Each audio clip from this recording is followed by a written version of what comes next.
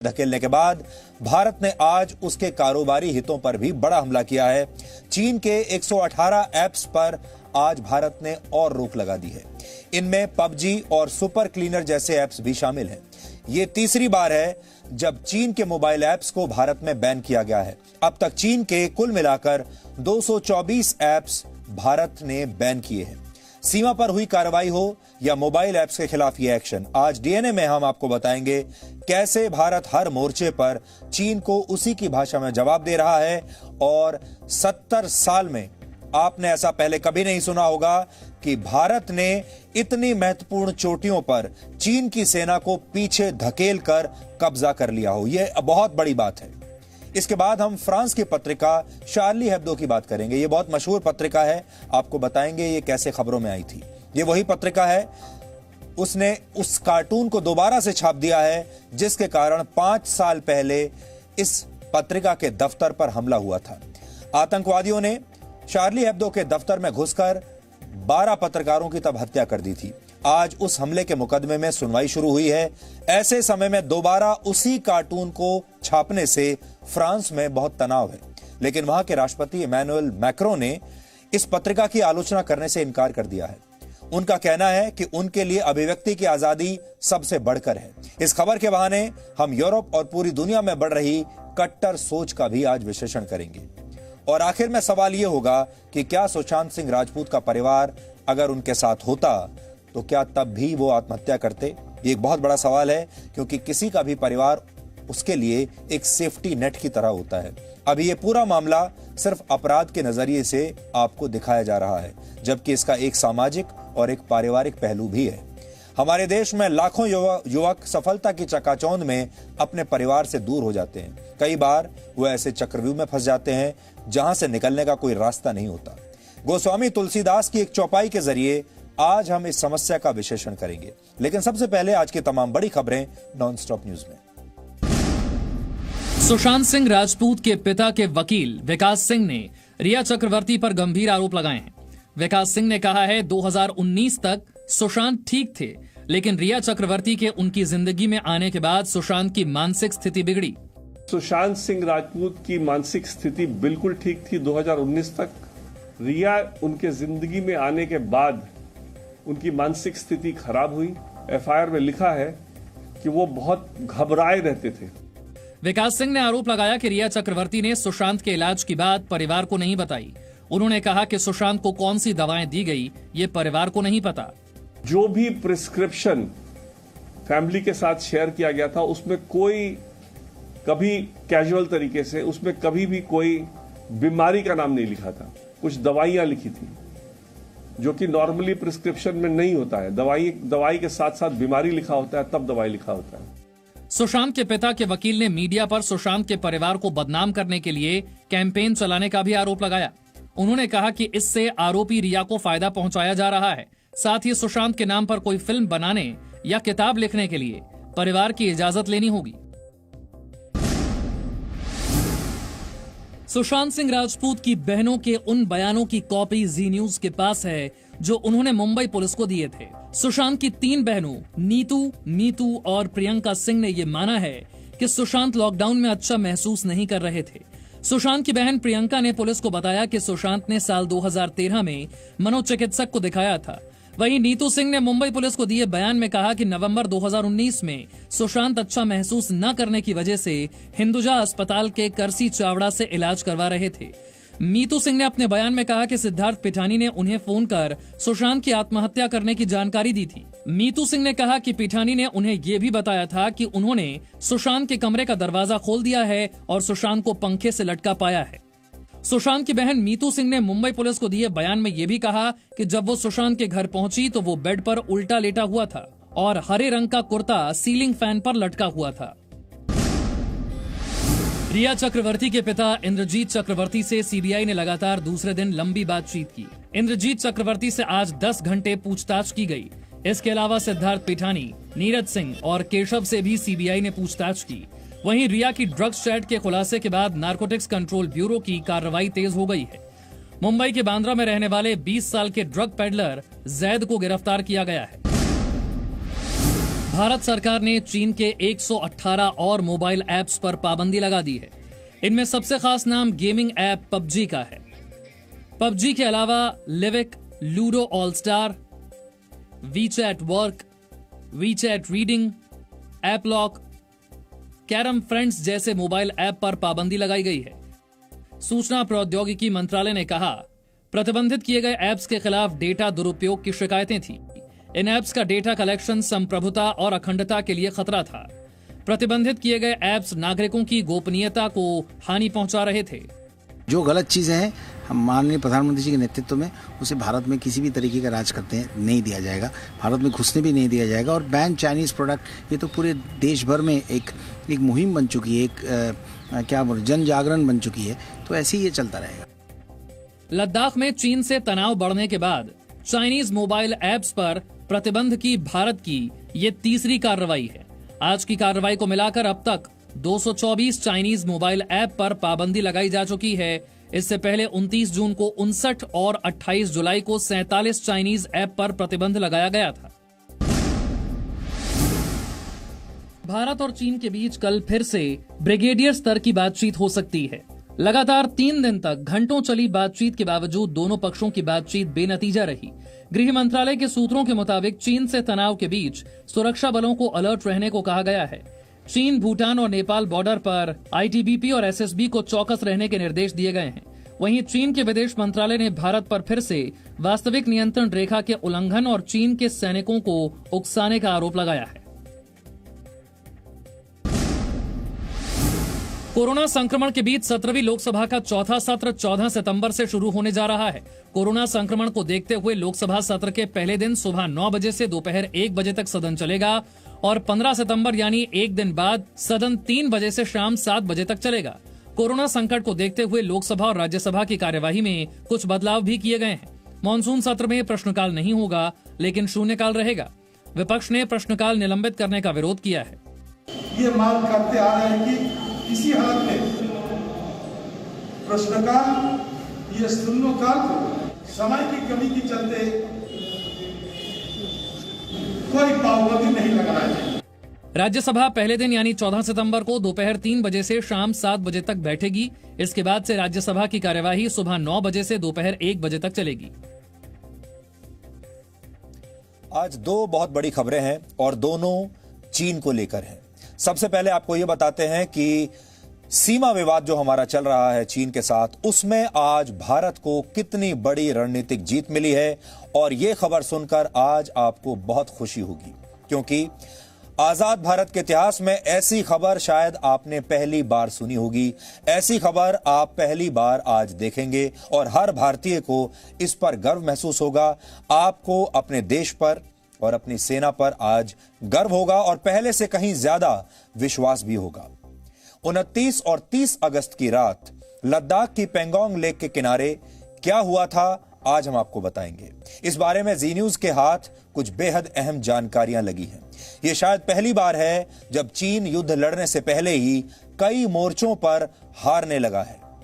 हमारे देश में चीन को लेकर एक अजीब सा भय अब तक आप देखते आए हैं, एक अजीब सा डर आप देखते आए हैं। आपको बचपन से यह बताया गया है कि चीन बहुत बड़ा देश है, बहुत शक्तिशाली देश है, उसकी सेना बहुत शक्तिशाली है और हम चीन के सामने मजबूर हैं। लेकिन आज आपके दिमाग में जो ये पूरी छवि है, ये बदल जाएगी। लद्दाख में पेंगोंग लेक का दक्षिणी हिस्सा अब पूरी तरह से भारत के कब्जे में आ गया है। यहां पर कई अहम पहाड़ी चोटियों पर अब भारतीय सेना का कब्जा हो चुका है। यह पहली बार है जब भारतीय सेना इन इलाकों में पहुंची है। ये वो इलाके हैं जो 1962 की लड़ाई के बाद से, आपको याद होगा 1962 की चीन के साथ हमारी लड़ाई, जिसमें भारत हार गया था और जिसकी शर्म को लेकर हमारी एक के बाद एक पीढ़ियां लगातार जिंदा रहती चली गईं। अपनी आत्मा पर इसी बोझ को लेकर वो जिंदा रहीं कि 1962 का युद्ध हम चीन से हार गए थे और चीन हमेशा उसी युद्ध को लेकर हमारा मजाक उड़ाता गया। उसी 1962 की लड़ाई के बाद से भारत से ये इलाके छिन चुके थे और भारत के हिस्से में कभी नहीं आए थे और ना ही कभी हमने इतनी हिम्मत की थी कि उन इलाकों को हम चीन से दोबारा छीन लें। लेकिन अब पहली बार उन इलाकों में हमारे सैनिकों ने अपना कब्जा जमा लिया है, हमारे सैनिक वहां पहुंच गए हैं। यह बहुत बड़ी बात है। बिना एक भी गोली चलाए भारत ने चीन से उसका सारा गुरूर एक झटके में छीन लिया, या कह लीजिए कि तोड़ दिया। पेंगोंग झील का दक्षिणी हिस्सा भारत के नियंत्रण में आ जाने के बाद से भारत अब इस इलाके में बहुत मजबूत हो गया है। यह हम आपको आज बताएंगे कैसे मजबूत हुआ है। भारत में अक्सर किसी मिलिट्री ऑपरेशन की पूरी कहानी सामने आने में काफी समय लग जाता है, क्योंकि इस तरह की जो चीजें होती हैं उन्हें गुप्त रखा जाता है। इस तरह की सही जानकारियां कभी बाहर नहीं आती। सुरक्षा की वजह से ऐसी खबरों के बारे में बहुत जल्द बता देना उचित भी नहीं होता। इसलिए आज 3 दिन के बाद ही हम आपको भारतीय सेना के उस पराक्रम के बारे में बताने वाले हैं, जिसके बाद इस समय लद्दाख में पेंगोंग झील के दक्षिणी किनारे की कई बड़ी पहाड़ियों पर भारतीय सेना का नियंत्रण हो गया है। यह एक ऐसा ऑपरेशन था जिसने चीन की सेना को भी बिल्कुल हैरान कर दिया। अब हम आपको बताते हैं क्या हुआ। भारत की सैनिक कार्रवाई की शुरुआत 29 और 30 अगस्त की रात को हुई, जब पेंगोंग लेक के दक्षिणी हिस्से में मौजूद एक चोटी जिसका नाम है ब्लैक टॉप, इस ब्लैक टॉप पर चीन के ऑब्जर्वेशन पोस्ट की तरफ बढ़ते हुए 25 से 30 सैनिक देखे गए। चीन की सेना की आर्मर्ड रेजिमेंट और बख्तरबंद गाड़ियों की बटालियन भी वहां पर देखी गई, जो इस तरफ बढ़ रही थी। इसके फौरन बाद भारतीय सैनिक एक्शन में आ गए और ब्लैक टॉप के ऊपर पहुंचकर इस पोस्ट पर उन्होंने कब्जा कर लिया। इस दौरान हाथापाई की खबरें आई हैं, लेकिन भारतीय सेना ने इनका खंडन किया है।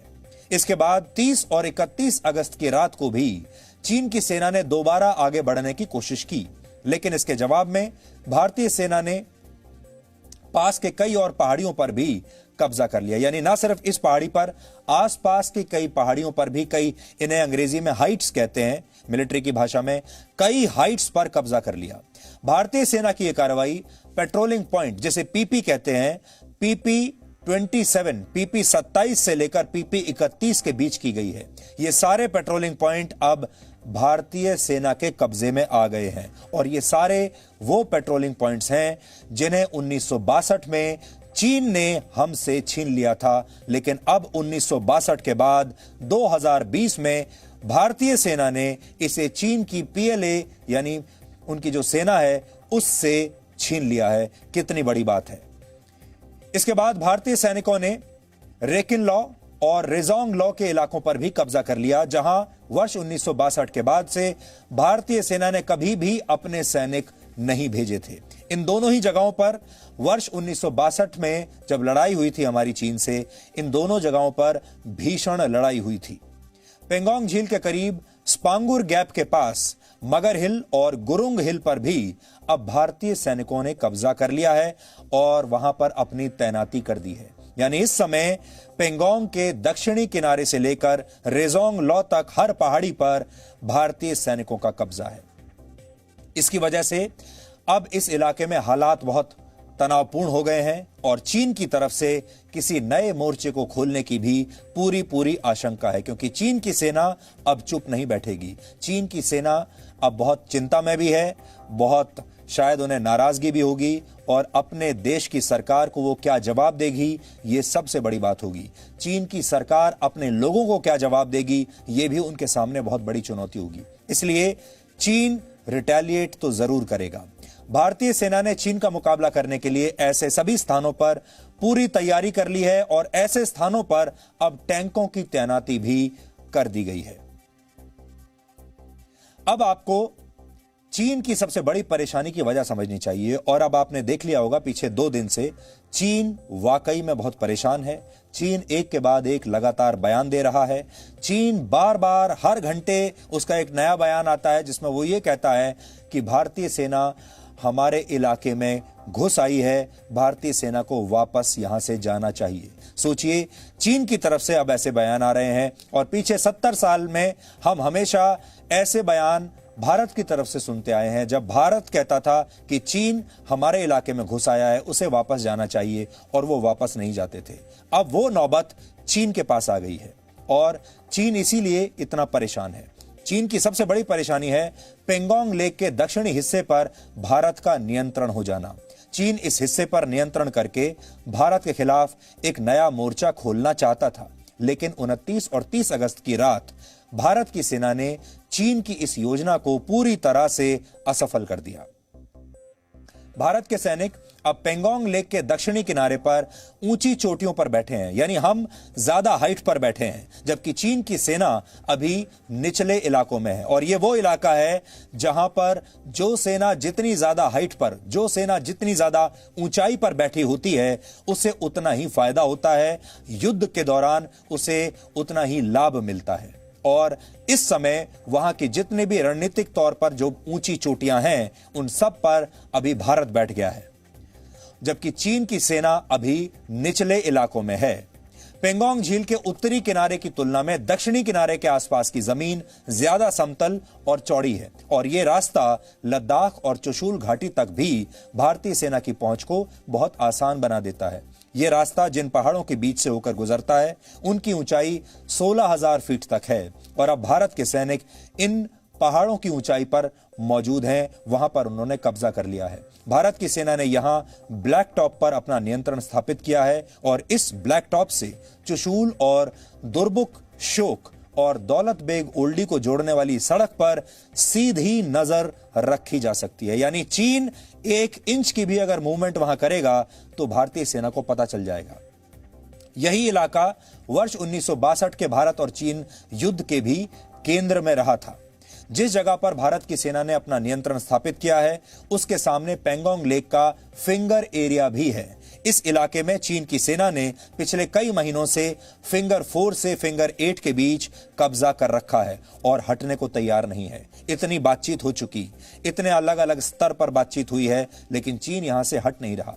दक्षिणी किनारे पर भारत ने यह कार्रवाई करके चीन को इस फिंगर एरिया का जवाब देने की भी कोशिश की है।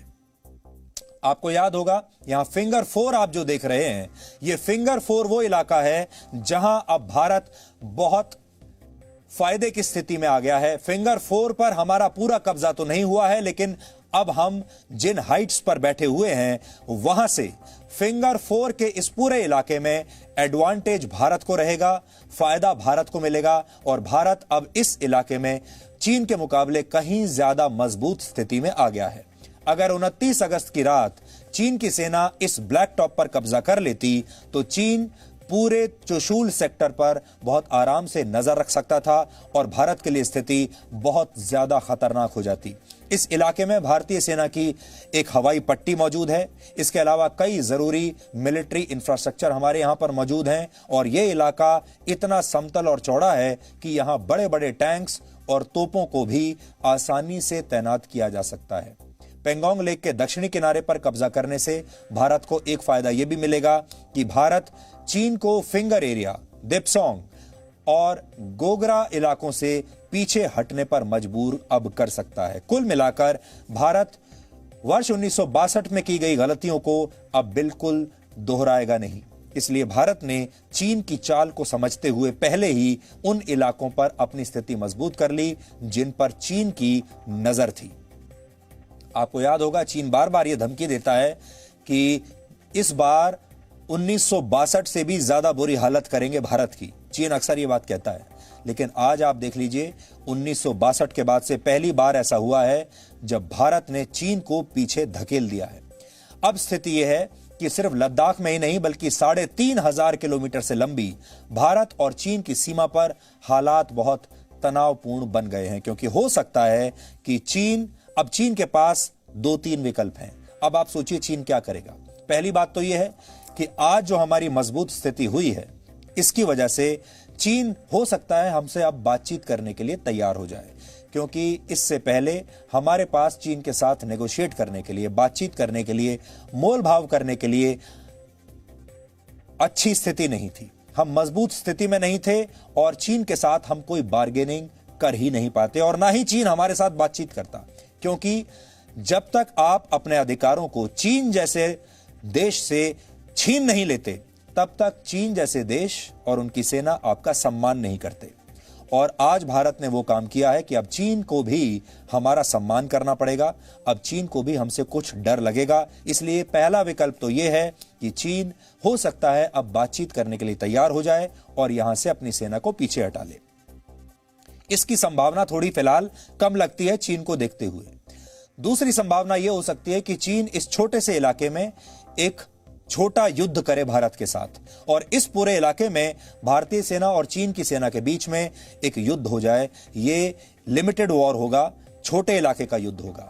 लेकिन तीसरा विकल्प यह भी है कि चीन ये समझ जाएगा कि इस इलाके में तो स्थिति भारत की मजबूत है, लेकिन अगर हम पूरे के पूरे बॉर्डर पर चीन के साथ जो हमारी सीमाएं हैं 3000 किलोमीटर के आसपास की, अगर उस पूरे पर अगर वो हमला कर दे, ये भी हो सकता है, तब आपके पास पूरा बड़ा फुल फ्लेजेड वॉर चीन के साथ हो जाएगा और हो सकता है उसमें पाकिस्तान भी चीन का साथ दे। यानी हमारे खिलाफ दो मोर्चे खुल जाएं, एक पाकिस्तान की तरफ से, दूसरा चीन की तरफ से। लेकिन यह करने से पहले चीन को भी 1000 बार सोचना पड़ेगा। अच्छी बात यह है कि भारत अब ऐसी मजबूत स्थिति में आ गया है कि चीन अब मजबूर हो जाएगा कि वो हमसे बातचीत करे। हमें आज गृह मंत्रालय के सूत्रों से यह पता चला है कि उत्तराखंड, अरुणाचल प्रदेश, हिमाचल प्रदेश, लद्दाख और सिक्किम बॉर्डर भी, वहां पर भी सेना को अलर्ट कर दिया गया है। अब हम आपको बताते हैं कि सीमा विवाद को लेकर इस समय अभी का ताजा अपडेट क्या है और आज दिन भर इस मामले पर क्या क्या हुआ है। सबसे महत्वपूर्ण बात यही है कि LAC पर दोनों देशों की सेनाएं अब आमने सामने खड़ी हैं और स्थिति बहुत तनावपूर्ण बनी हुई है। अभी स्थिति नियंत्रण में है, लेकिन आने वाले दिनों में कुछ भी हो सकता है। दोनों सेनाएं आमने सामने हैं और दोनों ही सेनाएं एक दूसरे के फायरिंग रेंज में हैं।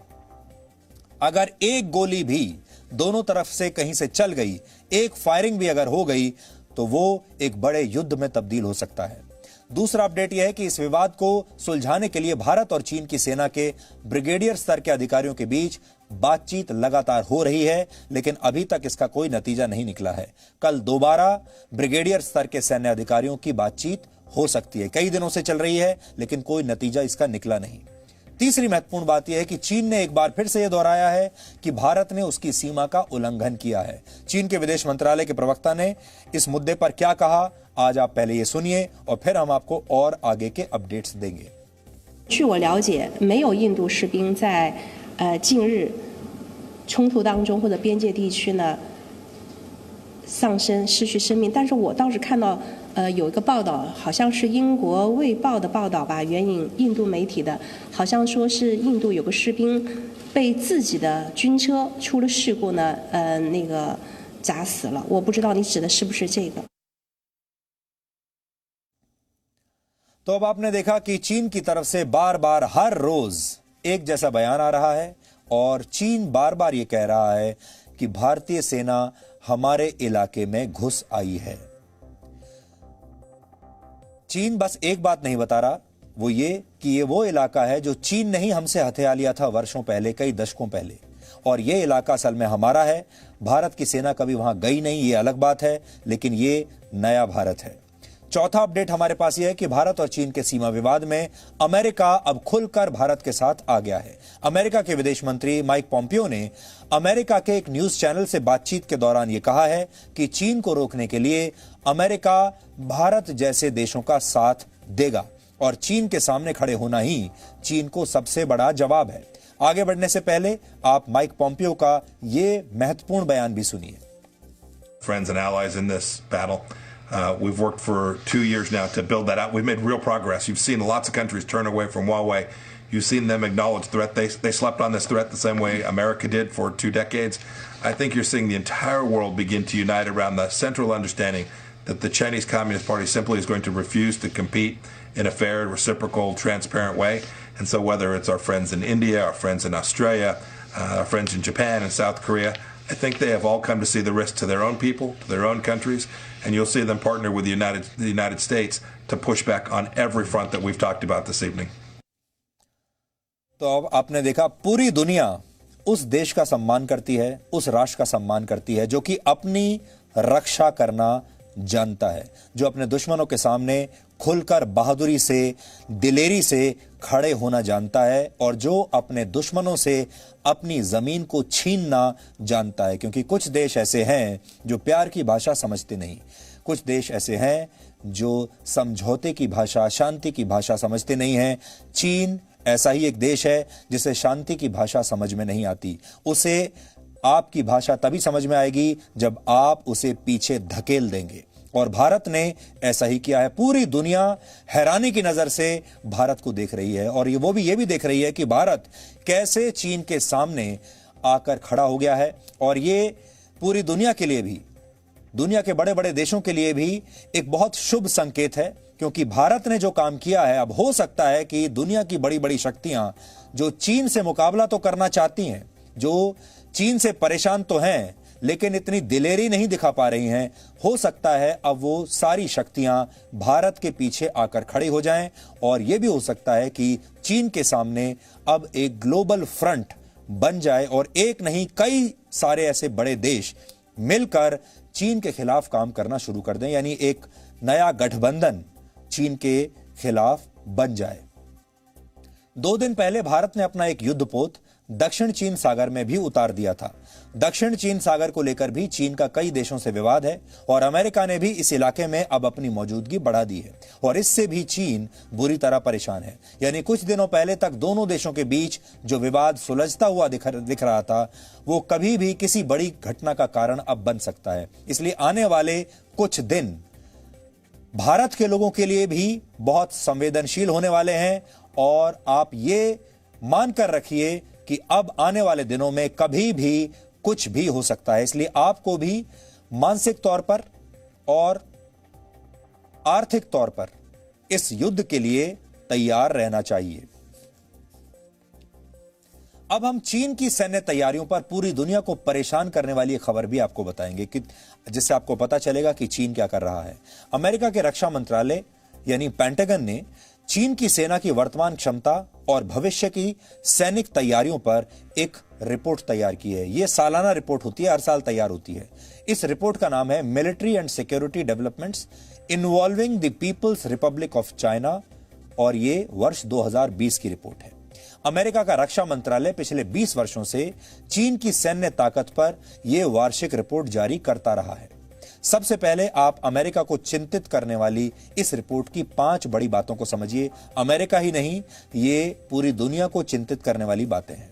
इस रिपोर्ट के अनुसार अगले 10 वर्षों में चीन अपने परमाणु हथियारों की संख्या दुगनी कर सकता है। इस समय चीन के पास लगभग 200 परमाणु हथियार होने का अनुमान है, यानी वर्ष 2030 तक चीन के पास 400 परमाणु हथियार हो जाएंगे।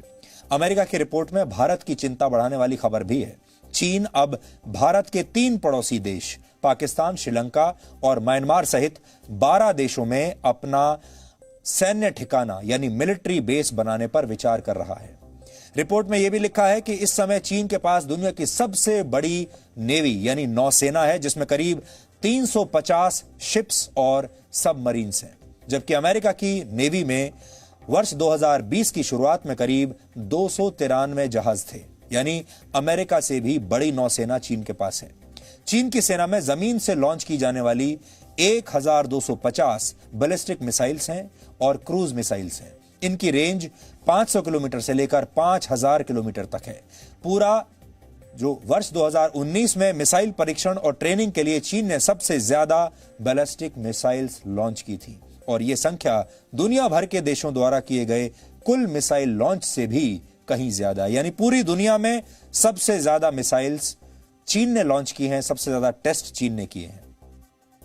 अमेरिका की एक और मुश्किल है, और वो है चीन का एयर डिफेंस सिस्टम। यह सिस्टम चीन की सीमा में दाखिल होने वाले किसी भी फाइटर जेट, ड्रोन या किसी भी मिसाइल को हवा में ही नष्ट कर सकता है। यानी यह सिस्टम किसी दूसरे देश के हमले से चीन की रक्षा करता है, और इस हवाई हमले से। और इस मामले में भी चीन की सेना दुनिया की सबसे ताकतवर सेनाओं में से एक है। इसलिए चीन से लड़ना आसान नहीं होगा। अकेले भारत के लिए तो छोड़ दीजिए, आप दुनिया के सबसे शक्तिशाली देशों के लिए भी चीन से लड़ाई करना आसान नहीं होगा। और चीन को तभी हराया जा सकता है जब दुनिया की कई सेनाएं एक साथ मिलकर इसका मुकाबला करें। इतनी बड़ी सेना है चीन की। लेकिन चीन की जो सेना है उनके पास हथियार तो बहुत है, टेक्नोलॉजी भी बहुत है, लेकिन चीन की सेना के बारे में कहा जाता है कि यह बहुत ही डरपोक सेना है और इस सेना को युद्ध लड़ने की कोई प्रैक्टिस नहीं है, क्योंकि वर्षों से, दशकों से इस सेना ने कोई युद्ध लड़ा नहीं है। इसलिए युद्ध लड़ने के लिए बहादुरी की सबसे पहली आवश्यकता होती है और बहादुरी चीन के सैनिकों के पास नहीं है। वर्ष 2017 में चीन के राष्ट्रपति शी जिनपिंग ने अपनी सेना पीपल्स लिबरेशन आर्मी के लिए एक लक्ष्य तय किया था। यह लक्ष्य है वर्ष 2049 तक वर्ल्ड क्लास सेना बनने का, विश्व स्तरीय सेना बनने का। हालांकि चीन ने यह स्पष्ट नहीं किया है कि विश्व स्तरीय सेना से उसका मतलब क्या है। संभव है कि चीन अब अमेरिका के बराबर या उससे भी ज्यादा शक्तिशाली सेना बनाने की तैयारी कर रहा है और पेंटागन की नई रिपोर्ट के मुताबिक चीन की सेना कई मामलों में अब पहले ही अमेरिका से आगे और बेहतर हो चुकी है। दुनिया भर की सेनाओं की ताकत के आधार पर रैंकिंग करने वाली संस्था ग्लोबल फायर पावर के मुताबिक वर्ष 2020 में ताकतवर देशों में अमेरिका पहले नंबर पर है, रशिया दूसरे नंबर पर है और चीन पूरी दुनिया में तीसरे नंबर पर है। लेकिन अब चीन सीधे अमेरिका को चुनौती दे रहा है। पेंटागन की रिपोर्ट के मुताबिक खुद को ताकतवर बनाने के लिए चीन लगातार अपना रक्षा बजट बढ़ाता जा रहा है और अब चीन अपनी आर्थिक प्रगति से भी तेज रफ्तार से अपनी सेना का खर्च बढ़ा रहा है। यानी अपने देश में विकास पर पैसा नहीं खर्च रहा, बल्कि सेना पर पैसा खर्च कर रहा है। कुछ अंतर्राष्ट्रीय संस्थाओं का यह भी दावा है कि चीन अपनी सेना पर तय किए गए बजट से भी कहीं ज्यादा पैसा खर्च करता है।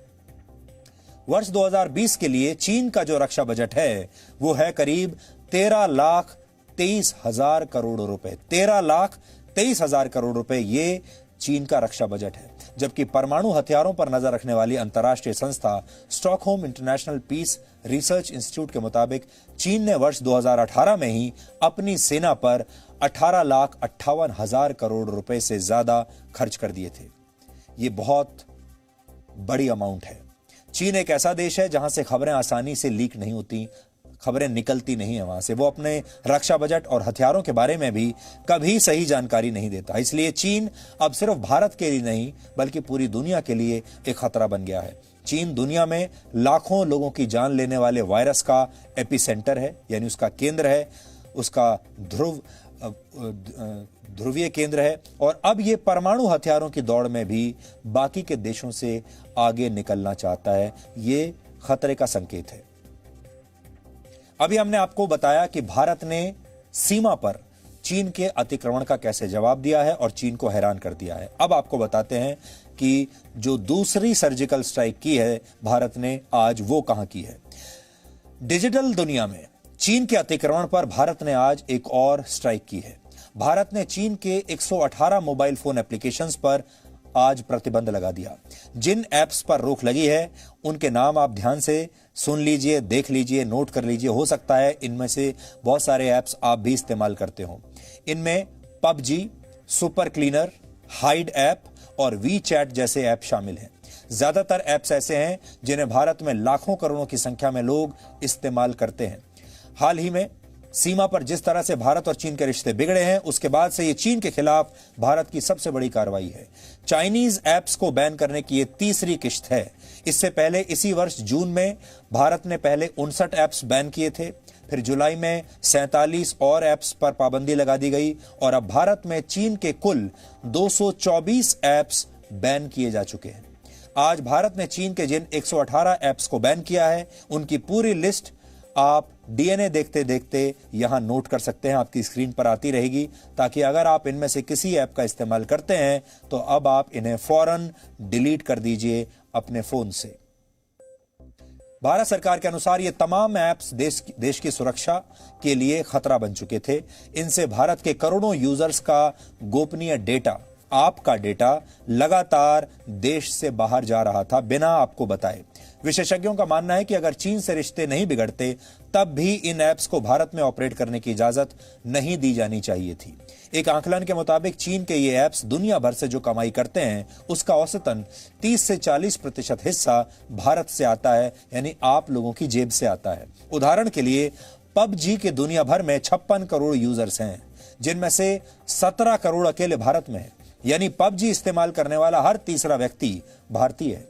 पबजी ने इस साल जुलाई तक दुनिया भर में 22,000 करोड़ रुपए से ज्यादा का बिजनेस किया था और इसमें भारत के यूजर्स का एक बहुत बड़ा हिस्सा है। यह सिर्फ भारत में चाइनीज ऐप्स की कमाई का एक छोटा सा उदाहरण है, लेकिन अगर भारत के बाजार से चीन के इन ऐप्स की विदाई हो जाने के बाद भारत से हजारों करोड़ रुपए कमाने का चीन का यह सपना अधूरा रह जाएगा।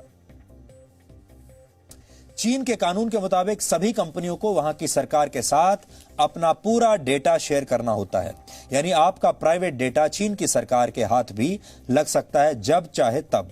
और जैसा कि हम पहले आपको कई बार बता चुके हैं, आने वाले जमाने में वही देश दुनिया का सबसे शक्तिशाली देश बन पाएगा जिसके पास सबसे ज्यादा डेटा होगा। अब युद्ध जीतने के लिए परमाणु बम या मिसाइलों की जरूरत नहीं है, बल्कि सिर्फ आपके डेटा का इस्तेमाल करके भी कोई देश किसी दूसरे देश को घुटने टेकने पर मजबूर कर सकता है। भारत के मोबाइल ऐप मार्केट में चाइनीज ऐप्स की घुसपैठ पिछले कुछ वर्षों में बहुत बढ़ गई थी। इसके बारे में आज हम आपको विस्तार से बताते हैं। मोबाइल ऐप डाउनलोड्स के मामले में वर्ष 2017 में टॉप 100 ऐप्स में से, यानी जो टॉप 100 ऐप्स थे उनमें से सिर्फ 18 चाइनीज ऐप थे 2017 में। अगले साल यानी 2018 में टॉप 100 ऐप्स में चाइनीज ऐप्स की संख्या बढ़कर 44 हो गई। हालांकि इस वर्ष 224 चाइनीज ऐप्स पर बैन लगने के बाद इन आंकड़ों में अब बदलाव आ जाएगा। भारत में सबसे लोकप्रिय चाइनीज ऐप्स में पबजी भी शामिल है और हो सकता है आपके परिवार में भी, आपके जानने वालों में भी बहुत सारे युवा और बच्चे ऐसे होंगे जो पबजी का इस्तेमाल करते होंगे। मोबाइल फोन पर पबजी जैसा गेम खेलने वाले भारतीय लोगों की संख्या 17 करोड़ से ज्यादा है। इस बात की पूरी संभावना है कि आप या आपके परिवार का कोई ना कोई सदस्य पबजी तो जरूर खेलता ही होगा, लेकिन अब इस पर प्रतिबंध लग गया है। इसे आप डिलीट कर दीजिए। और आपको गेमिंग की लत लगाने वाला पबजी भी एक चाइनीज कंपनी टेंसेंट और एक और South Korean company Blue Hole द्वारा संचालित है। चीन के सोशल मीडिया ऐप टेंटेन पर भी अब प्रतिबंध लग गया है। वर्ष 2021 तक भारत में इस ऐप के यूजर्स की संख्या 20 करोड़ होने की संभावना थी और यह ऐप एक चाइनीज कंपनी मोमो का है। सुपर क्लीनर ऐप का इस्तेमाल भी भारत में बहुत होता था। यह ऐप आपके मोबाइल फोन की स्पीड बढ़ाने का दावा करता है। भारत में 9 करोड़ से ज्यादा लोग इसका इस्तेमाल करते हैं। इस ऐप पर भी प्रतिबंध लग गया है। इसी तरह यू डिक्शनरी अंग्रेजी शब्दों का मतलब बताने वाला एक बहुत ही लोकप्रिय ऐप है। यह ऐप भारत की 15 भाषाओं में काम करता है। भारत में इसके 6 करोड़ यूजर्स हैं और इस पर भी अब प्रतिबंध लग गया है। ऐसा नहीं है कि चीन के सिर्फ मोबाइल फोन ऐप्स ही यूजर्स की प्राइवेसी और सुरक्षा को खतरे में डालते हैं। बहुत सारी रिपोर्ट्स ऐसी हैं जो ये बताती हैं कि made in China mobile phones के जरिए भी चीन लोगों की जासूसी करता है। इसलिए आपको हम ये सावधान करना चाहते हैं, क्योंकि भारत में चीन में बने मोबाइल फोन्स की संख्या बहुत ज्यादा है। आप भी चाइनीज मोबाइल फोन बहुत खुश होकर खरीदते हैं क्योंकि ये बहुत सस्ते हैं। इनमें फीचर्स तो बाकियों के से ज्यादा हैं, लेकिन पैसा बाकियों से आधा है, इसलिए बहुत सारे लोग चाइनीज फोन खरीदते हैं। चाइनीज फोन अगर आपके पास है तो भी चीन उन फोन्स के जरिए आपकी जासूसी कर सकता है। चीन की मोबाइल फोन निर्माता कंपनी शाओमी पर यह आरोप लगे हैं कि वो दुनिया भर में अपने यूजर्स का डेटा गुप्त तरीके से चीन को भेजती है। ये आरोप पहले लग चुके हैं। 118 ऐप्स को बैन किया है, तो ये जो बैनिंग ऑर्डर है, ब्लॉकिंग ऑर्डर, वो सेक्शन 69A के तहत भारत की सूचना प्रौद्योगिकी एक्ट के तहत पास किए गए हैं, क्योंकि सरकार के अनुसार ये जो मोबाइल ऐप्स हैं कहीं ना कहीं भारत की प्रभुता, अखंडता, सुरक्षा पर नकारात्मक प्रतिकूल प्रभाव रखते हैं। अब ध्यान से देखा जाए तो मुझे लगता है कि जब जब आपके यहाँ टेंशन्स बॉर्डर पर बढ़ेंगी तब तब इस तरह की घटनाएं भी आती रहेंगी। ये एक ट्रेंड सा नजर आ रहा है। और वैसे भी जब सरकार ने ये 118 मोबाइल ऐप्स को बैन किया है तो मुख्य उद्देश्य यही है कि भारत की जो प्रभुता, अखंडता और सुरक्षा है उसको हम सबल रूप से पूरी तरीके से सुरक्षित रख सकें। क्यों? क्योंकि आज भारत नहीं चाहता कि भारत एक लीकिंग इकोसिस्टम बन जाए। सबसे बड़ा कारण चाइनीज ऐप बंद करने का यह है कि जो हमारे डेटा, इंपॉर्टेंट डेटा, उसका लीकेज बहुत ज्यादा था, जो कि हमारे क्रेडेंशियल्स आप सुनते थे, क्रेडिट कार्ड्स हैक हो गए, बैंक अकाउंट्स हैक हो गए, वो सब कहीं ना कहीं 70% उसमें चाइनीज ऐप का ही रोल था। और जहां तक बात है चाइनीज ऐप बंद होने से, डेफिनेटली चाइना को बहुत बड़ा एक इकोनॉमिकल प्रेशर आएगा, क्योंकि उसके पास से लगभग इंडिया के करोड़ों में जो यूजर्स हैं वो हट जाएंगे।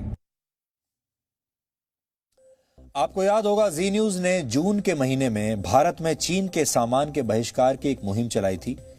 लगभग 1.5 महीने में जी न्यूज की इस मेड इन इंडिया मुहिम से 1 करोड़ से ज्यादा लोग मिस्ड कॉल देकर जुड़े थे।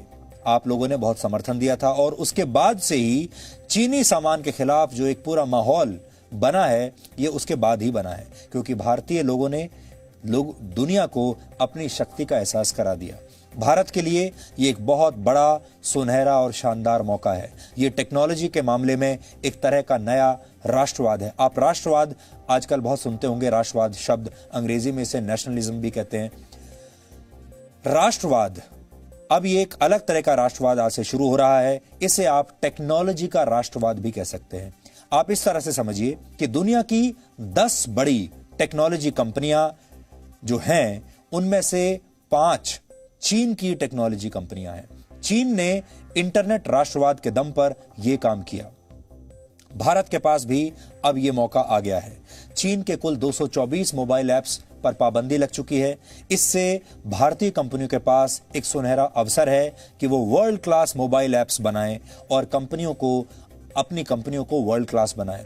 भारत में इस समय 50 करोड़ स्मार्टफोन यूजर्स हैं और 70 करोड़ भारतीय इंटरनेट का इस्तेमाल करते हैं और यही हमारी सबसे बड़ी शक्ति है। ये 50 करोड़ स्मार्टफोन्स और 70 करोड़ इंटरनेट यूजर्स।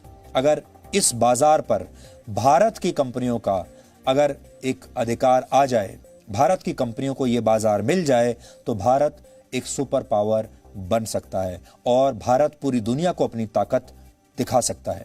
किसी भी संस्कृति के प्रचार प्रसार के लिए मीडिया एक बहुत बड़ा माध्यम होता है, क्योंकि मीडिया में जो कुछ आप देखते हैं, जो सुनते हैं, उसका आपके दिमाग पर सबसे ज्यादा असर पड़ता है। आप अपनी राय वही सारी चीजों को देखने के बाद बनाते हैं।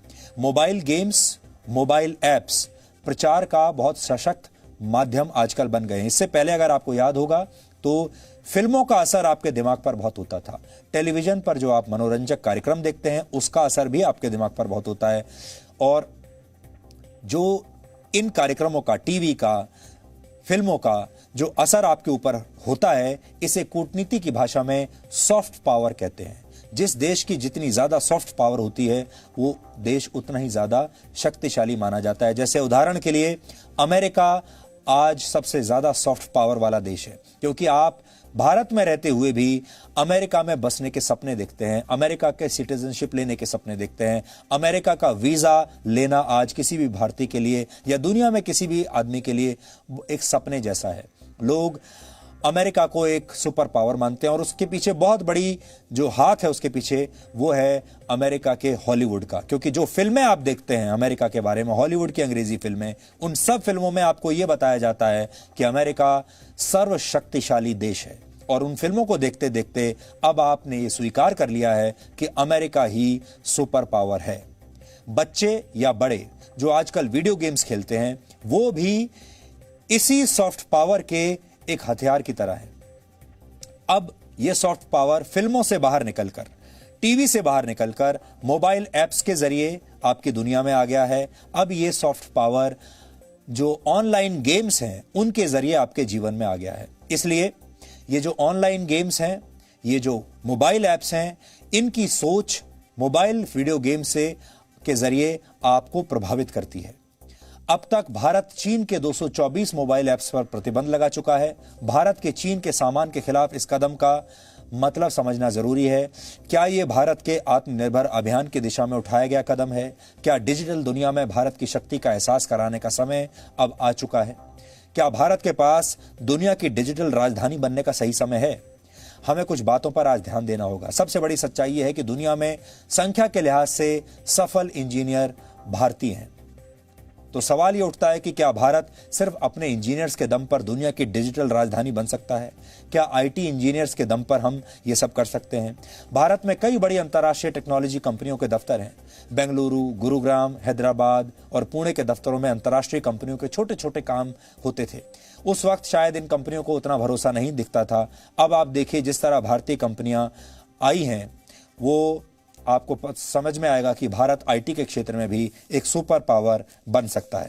तो कहने का आपसे मतलब यह है कि भारत अब अगर चाहे तो आईटी के क्षेत्र में इन एप्स के जरिए, इन ऑनलाइन गेम्स के जरिए अपनी सॉफ्ट पावर को बहुत कई गुना तक बढ़ा सकता है। गीता में कहा गया है, अन्याय सहना अन्याय करने से भी बड़ा पाप है। अन्याय के विरुद्ध लड़ना मानव धर्म है। फ्रांस की एक चर्चित और मशहूर पत्रिका, आपने नाम तो सुना होगा, शार्ली एब्दो ने इसी भावना को सच करके दिखाया है। इस मैगजीन ने 5 साल बाद एक बार फिर से पैगंबर मोहम्मद साहब का कार्टून छापा है। यह कार्टून छापने पर 7 जनवरी 2015 को इस पत्रिका के दफ्तर पर एक आतंकवादी हमला हुआ था, जिसमें इस अखबार के संपादक और कार्टूनिस्ट समेत 12 लोगों की मौत हो गई थी। इनकी हत्या कर दी गई थी इनके न्यूज रूम में घुसकर। इस हमले में 11 लोग घायल भी हुए थे और फ्रांस में 2 दशक में हुआ यह सबसे बड़ा आतंकी हमला था। अब पूरे 5 साल बाद शार्ली एब्दो ने उसी कार्टून को फिर से छापा है, या ये कह लीजिए उसे छापने की हिम्मत दिखाई है। इस पत्रिका ने कहा है कि चाहे जो कीमत चुकानी पड़े, वो अभिव्यक्ति की अपनी आजादी पर अड़िग रहेंगे। लेकिन कार्टून छापने की ये टाइमिंग बहुत अहम है। आज ही ये कार्टून क्यों छपा है, इसको अब आप समझिए। 2015 में हुए शार्ली एब्दो हमले के आरोपियों पर मुकदमा आज से ही शुरू हुआ है। इस केस में कुल 13 पुरुष और 1 महिला, यानी कुल मिलाकर 14 आरोपी हैं। गोली चलाने वाले 3 हमलावरों को फ्रांस की पुलिस ने उसी समय मुठभेड़ में मार दिया था। आतंकी संगठन अल कायदा ने इस हमले की जिम्मेदारी तब ली थी और कार्टून दोबारा छपने के बाद से फ्रांस में एक बार फिर से तनाव की स्थिति पैदा हो गई है। फ्रांस के गृह मंत्री ने माना है कि देश में एक बार फिर आतंकी हमला हो सकता है इस कार्टून की वजह से। 8000 से ज्यादा इस्लामी कट्टरपंथी जो इस समय फ्रांस में हैं, उन पर कड़ी नजर रखी जा रही है कि कहीं वो कोई दंगा फसाद ना करें, कहीं कोई और आतंकी हमला ना कर दें। आतंकी खतरे के बाद भी फ्रांस की सरकार ने यह कहा है कि शार्ली एब्दो पत्रिका को कार्टून छापने से रोका नहीं जाएगा, उन्हें मना नहीं किया जाएगा। फ्रांस के राष्ट्रपति इमैनुअल मैक्रों ने कहा है कि हमारे देश में अभिव्यक्ति की पूरी आजादी है। हम किसी मीडिया संस्थान से यह नहीं कह सकते कि वो क्या छापे और क्या ना छापे। Je pense qu'un président de la République en France n'a jamais à qualifier le choix éditorial d'un journaliste ou d'une rédaction. Jamais. Parce qu'il y a une liberté de la presse à laquelle vous tenez à juste titre profondément. Il y a, parce que souvent, ce droit de critiquer ou de blasphémer, et encore une fois, je ne parle pas du tout de Charlie Hebdo, mais de plus largement ce qu'on peut voir dans notre société, il implique en revers une décence commune, une civilité, un respect. Parce qu'il y a en France toutes ces libertés. La liberté de conscience, la liberté d'expression, une liberté des journalistes de faire ses choix, une liberté de blasphème, il y a le devoir de ne pas avoir de discours de haine et de respecter. तो France के राष्ट्रपति की आपने बात सुनी, इससे भारत के लोग क्या समझ सकते हैं? फ्रांस के राष्ट्रपति अगर चाहते तो वहां के जो इस्लामिक कट्टरपंथी लोग हैं, जो इस कार्टून के छपने से बहुत नाराज हैं, उन्हें खुश करने के लिए वो इस मैगजीन के खिलाफ कोई कानूनी कार्रवाई कर सकते थे, इस मैगजीन को रोक सकते थे, इन मैगजीन्स के खिलाफ कोई और कदम उठा सकते थे और कह सकते थे कि आपको किसी की धार्मिक भावना को ठेस पहुंचाने की इजाजत फ्रांस में नहीं दी जाएगी। अगर मैक्रो चाहते तो इस्लामिक कट्टरपंथियों को खुश कर सकते थे ये सब करके, और दुनिया के बहुत सारे देशों की वाहवाही भी लूट सकते थे, और तब उन्हें लिबरल कहा जाता, तब उन्हें धर्मनिरपेक्ष कहा जाता। लेकिन उन्होंने ऐसा नहीं किया। ऐसा करने से उन्होंने इनकार कर दिया और वो ये कह रहे हैं कि फ्रांस की सरकार इस मुद्दे पर किसी का पक्ष नहीं लेगी। फ्रांस की सरकार मीडिया को यह नहीं बताएगी कि उसे क्या छापना है और क्या नहीं छापना, लेकिन उन्होंने लोगों से यह अपील की है कि लोग धार्मिक जो कट्टरवाद है उसे बढ़ाएं नहीं, धार्मिक कट्टरवाद को नफरत के लिए इस्तेमाल न करें। लोगों से उन्होंने ये कहा है और फ्रांस के राष्ट्रपति से भारत के नेताओं को सीखना चाहिए, भारत के लोगों को भी सीखना चाहिए, क्योंकि यही बात अगर भारत में हुई होती तो आपको तस्वीर बिल्कुल अलग दिखाई देती। अब हम एक 4 मिनट का ब्रेक ले रहे हैं। 4 मिनट के बाद हम आपको यह बताएंगे कि अगर यही पूरा की पूरा किस्सा भारत में हुआ होता और भारत के किसी अखबार ने इस कार्टून को छाप दिया होता तो भारत में स्थिति क्या होती और अभिव्यक्ति की आजादी का किस तरह दुरुपयोग किया जाता, यह हम आपको बताएंगे। और यह भी बताएंगे कि जी न्यूज ने यह कोशिश कई बार करके देखी है, उस समय क्या हुआ था यह भी आपको थोड़ा याद दिलाएंगे 4 मिनट के बाद।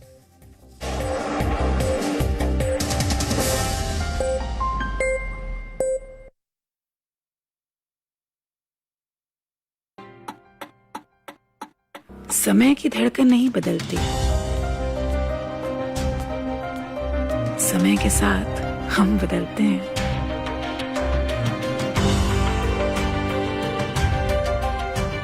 क्योंकि जब अपने संस्कारों के लिए सम्मान हो तो दुनिया झुकती है। जी न्यूज, परंपरा संस्कारों की।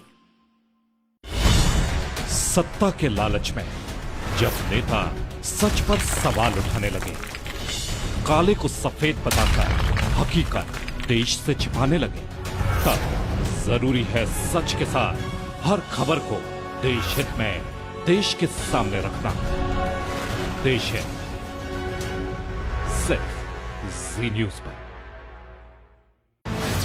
हर रोज नई सुबह की नई शुरुआत, देश दुनिया की ताजा तरीन खबरों के साथ, राजनीति की सरगर्मियां, बिजनेस वर्ल्ड की कामयाबियां, खेल की दुनिया की जीत हार, ताजा खबरों का पूरा संसार।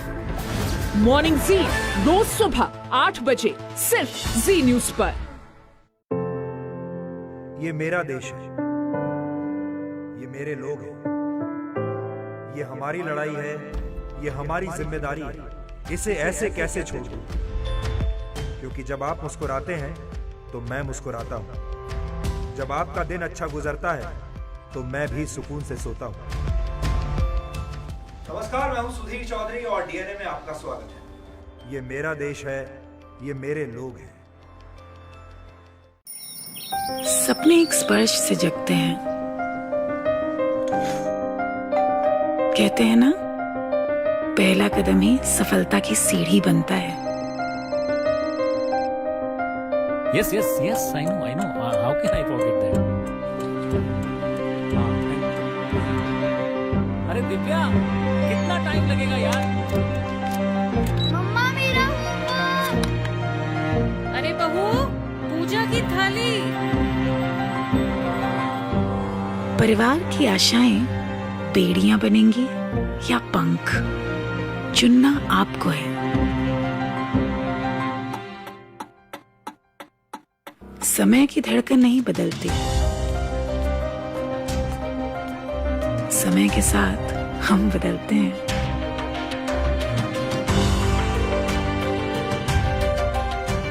क्योंकि जब अपने संस्कारों के लिए सम्मान हो तो दुनिया झुकती है। जी न्यूज, परंपरा संस्कारों की। सत्ता के लालच में जब नेता सच पर सवाल उठाने लगे, काले को सफेद बताकर हकीकत देश से छिपाने लगे, तब जरूरी है सच के साथ हर खबर को देश हित में देश के सामने रखना। देश है सिर्फ जी न्यूज पर। हर रोज नई सुबह की नई शुरुआत, देश दुनिया की ताजा तरीन खबरों के साथ, राजनीति की सरगर्मियां, बिजनेस वर्ल्ड की कामयाबियां, खेल की दुनिया की जीत हार, ताजा खबरों का पूरा संसार। मॉर्निंग जी रोज सुबह 8 बजे सिर्फ जी न्यूज पर।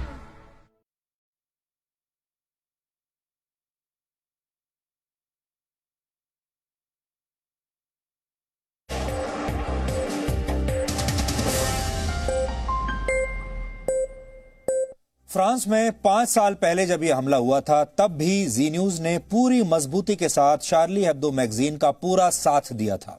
हमारे लिए यह अभिव्यक्ति की आजादी का मुद्दा है, जो किसी भी लोकतंत्र के लिए सबसे महत्वपूर्ण है। जी न्यूज को तब इसकी कीमत भी चुकानी पड़ी थी। और आप सोचिए, जब किसी ने इस कार्टून को छापा, फ्रांस में कार्टून छपा, जिसने छापा उनकी हत्या कर दी गई। उनके न्यूज रूम में घुसकर आतंकवादी घुसे और उनकी हत्या कर दी गई। धर्म के नाम पर यह हत्याएं हुई। और जब भारत के एक न्यूज चैनल ने इसका विरोध किया और उस मैगजीन का साथ दिया, तो सोचिए भारत में क्या हुआ, सोचिए हमारे साथ क्या हुआ। तब 2015 में हैदराबाद और देश के कुछ इलाकों में, कुछ और दूसरे राज्यों में हमारे खिलाफ एफआईआर दर्ज करा दी गई। आजकल आपने देखा होगा एफआईआर दर्ज कराने का, पत्रकारों के खिलाफ एफआईआर दर्ज कराने का एक नया फैशन बन गया है। और देश के जो नेता हैं, देश की अलग अलग पार्टियां, देश की सरकारें एफआईआर को हथियार बनाकर पत्रकारों को दबाने की कोशिश करती हैं। ये तो आज आप देख रहे हैं, लेकिन ये आज से नहीं, बहुत पहले से हो रहा है। और जी न्यूज के साथ तो ये बहुत जमाने से चल रहा है। हम आपके सामने कभी आकर खुलकर इसके बारे में शोर नहीं मचाते, वो अलग बात है। लेकिन 2015 में तब भी ये खबर दिखाने पर हमारे खिलाफ एफआईआर दर्ज कर ली गई थी। लेकिन सच की इस लड़ाई में हम ना तो तब झुके थे और ना ही हम आज झुकते हैं, चाहे एक के बाद एक एफआईआर होती चली जाए। आपको अब हम वो दिखाते हैं जब हमने कैसे 2015 में, आज से 5 साल पहले, जब देश के बाकी चैनलों को शर्मिंदगी हो रही थी, डर लग रहा था, वो ये सोचने में मजबूर थे, सोच नहीं पा रहे थे कि कैसे वो शार्ली हेब्दो का साथ दें या ना दें, किस तरफ जाएं। उस समय हमने शार्ली हेब्दो का खुलकर साथ दिया था और उसके पक्ष में अभियान भी चलाया था। हर वो व्यक्ति जो कि पत्रकारिता से जुड़ा हुआ है, आज उसे एक हो जाना चाहिए। और आज हर पत्रकार को, चाहे वो किसी भी देश का हो, किसी भी अखबार का हो, किसी भी मीडिया संस्थान का हो, किसी भी न्यूज चैनल का हो, आज उसे इस आतंकवादी हमले के खिलाफ आवाज उठानी चाहिए। क्योंकि इस बार एक मैगजीन के दफ्तर पर हमला हुआ है। आतंकवादी ये चाहते हैं कि डर की वजह से कोई भी उनके खिलाफ मुंह ना खोले, उनके खिलाफ कुछ छपे नहीं, उनके खिलाफ कुछ दिखाया ना जाए। पूरी दुनिया के लोग अब एक साथ आना शुरू हो गए हैं और एक मुहिम चलाई जा रही है जिसमें दुनिया के लोग ये कह रहे हैं कि मैं भी चार्ली हूं, I am Charlie. Zee media भी आज कह रहा है आई एम चार्ली, मैं भी चार्ली। और ये हमने एक स्टैंड लिया है। जैसा आप जानते हैं, जी मीडिया इस देश का सबसे बड़ा मीडिया हाउस है और हम ये उम्मीद करते हैं कि दुनिया भर के मीडिया हाउस इकट्ठे होंगे और इस घटना का विरोध करेंगे। और अगर इस बार ऐसा नहीं हुआ तो आतंकवादियों के हौसले ऐसे ही बढ़ते चले जाएंगे और यही वक्त है जब आतंकवादियों के हौसले को हमें पस्त करना होगा। और यहाँ पर हम ये जरूर कहना चाहेंगे कि इस हमले में जो पत्रकार मारे गए हैं, जो तमाम लोग मारे गए हैं, हम उनकी बहादुरी को आज सलाम करते हैं और हम ये कहना चाहते हैं कि हम उनके समर्थन में ठीक एक चट्टान की तरह खड़े हुए हैं। हम लगातार बेखौफ होकर, निडर होकर उनका समर्थन करते रहेंगे।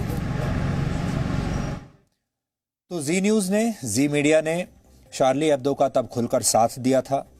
सारे रिस्क हमने उठाए, सारे खतरे हमने उठाए और आप जानते हैं हमने तब उनका साथ देने के लिए क्या किया था।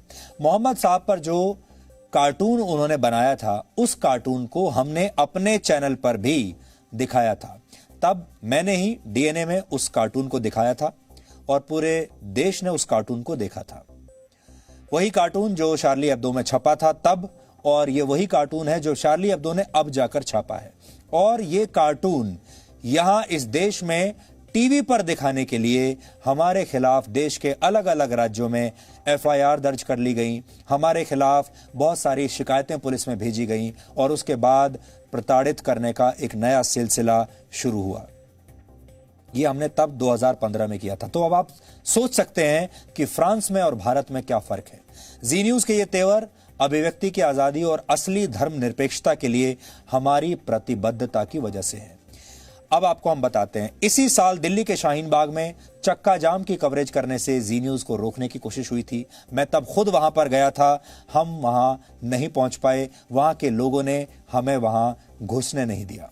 अभिव्यक्ति की आजादी का उस समय क्या हुआ था, ये कभी किसी ने पूछने की कोशिश नहीं की।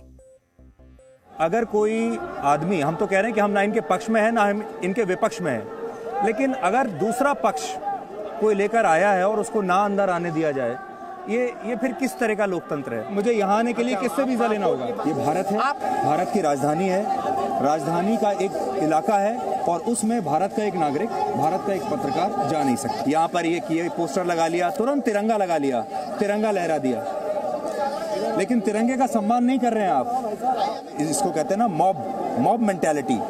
ये वो मॉब मेंटालिटी है और सब हो रहा है लोकतंत्र के नाम पर, सब हो रहा है संविधान के नाम पर, सब हो रहा है अभिव्यक्ति की आजादी के नाम पर, सब कुछ आप देखिए। तो जब हम शाहीन बाग में गए तो हमें वहां घुसने नहीं दिया, इतना जबरदस्त विरोध प्रदर्शन हुआ। इससे पहले जामिया मिलिया इस्लामिया के हिंसा के दौरान भी कट्टरपंथियों ने जी न्यूज की टीम को निशाना बनाने की कोशिश की थी, वो वीडियो भी आप देखिए।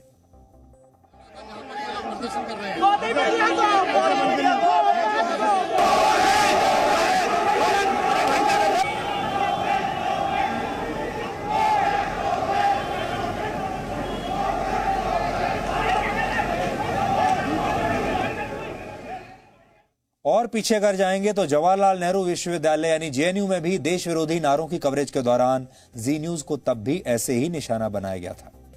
लगातार हमारे कैमरे पर हाथ लगाया जा रहा है, हमारे कैमरे को बंद किया जा रहा है।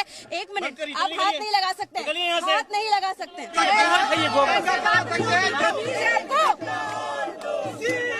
तमीज है?